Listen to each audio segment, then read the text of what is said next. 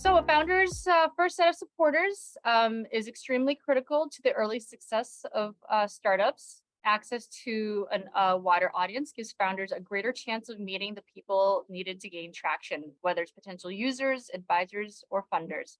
These elevator interviews are meant to give the founder broader exposure in a very quick way. I'm excited to have Alex with us today. So Alex, I'd like you to start off with your 90-second soundbite, and then afterwards, Emma, who through her lens as an emerging innovator and former student of mine, she will ask a few clarifying questions and we'll go from there. So whenever you're ready, you can take the stage. Sounds great. Thank you. Thanks for having me. Alex Westner, founder and CEO of Xander. So we could all agree that the pandemic has validated our need for social connection.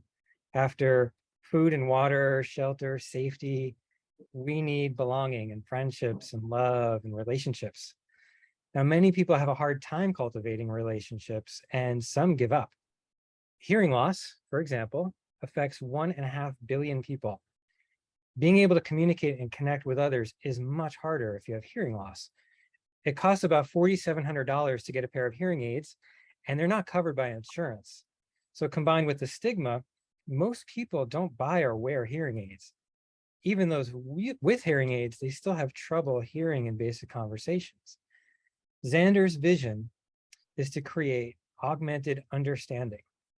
We use augmented reality to enhance in-person conversations to create deeper connections. Our first product is captioning glasses for people with hearing loss.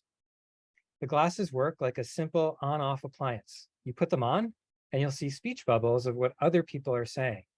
They help you listen, understand, and connect. I'm wearing a working prototype right now.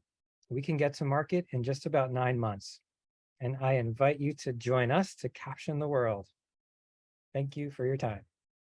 Amazing. I have a couple questions for you. First one, what inspired you to start this venture? When did I start the venture? I'm sorry, what inspired you to start? What inspired me? I've been in audio and music technology my whole career. I have spent time trying to get computers to understand sound, and even earning my team won a technical Emmy award for a product that's been an industry standard known as the Photoshop for sound. And then it's just searching for a deeper human problem to solve. I turned to disabilities. I have a macular degeneration myself and a vision loss, and was studying sensory substitution. And using my background in audio analysis, I learned and figured out that there's a lot of people with hearing loss that rely on visual information. So we're using the background in audio analysis to help them understand the world and translate that into visual information to supplement their hearing. And that's how this company got started. That's really interesting. That's very creative. And are there any other solutions on the market right now? And if so, why are they inadequate? What shortcomings do they have that your product covers? There are a couple companies like Google and Meta and Apple that are going to have this kind of capability in consumer glasses. Those companies have all said that they're probably a few years away from having those devices available. And companies like Google and Meta, of course, will rely on using the data captured from those conversations to feed their business models of search and ads and anything else they might do. For us, we can get this to market quickly. It'll be a appliance that allows you to call this a medical device, to use FSA accounts, HSA accounts. It puts us on the path to insurance reimbursement. And because it operates completely offline, not in the cloud, there are no privacy issues. There are no storage issues like that. And so we can do this, provide this benefit in an easy way, quickly, with none of the privacy issues and ad selling business models that consumers are going to have to give up in the future devices. Gotcha. Very interesting. And last question I have, if you could talk a little bit about where you are in your company now, like which milestones you're at, which ones you expect, all of that, that'd be great. So the VA is waiting on us to deliver prototypes. There's 4 locations in the country. That's Pittsburgh, Palo Alto, Augusta, Georgia, and Orlando, Florida. They want to test our glasses with veterans so that when veterans come into the clinic with hearing loss, they can give the pair to the veterans. They have a good experience in the clinic and they want to wear the glasses outside the clinic, the VA would actually buy them a pair as well. So that's the earliest traction we have. We're also seeing similar concepts from Mass Eye and Ear Infirmary, from North Carolina, eye, ear, nose, and throat. So there's these audiology clinics that see the benefit of providing this device for their patients. That's the early traction we're seeing. We've also tested with a few dozen individuals, some of whom would already buy these glasses today. So our go-to-market is going to be through these audiology clinics and direct on our website. That's very impressive.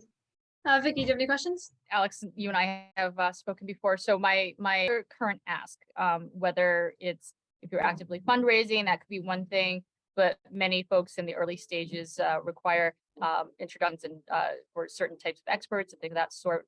What is your ask? So we are currently raising $500,000 as a pre-seed round to get to market. We have 240K committed right now, so we're looking to raise the rest of the round. We're using Safe Notes, 20% discount, 7 million cap. We're looking for investors who have experience really in this model of selling a physical device for a medical or health benefit. So that would be great. We tend to, investors who specialize in the enterprise SaaS software model are probably not for us. So we're looking for investors who have the courage to take this journey with us on this new frontier. Wonderful. Of course, yes, definitely. There are many different types of investors, levels of risk tolerance, areas of investment interest. So definitely understandable. And so for those of you watching, if you are curious to learn more, you can benefit, or you're potentially interested in investing or know folks who do, it really is a matter of broadening the network, and somebody will know somebody who is a good fit. We will have details in the description of this video. So please watch, or please forward and reach out to Alex. Thank you very much. Thanks, Vicky.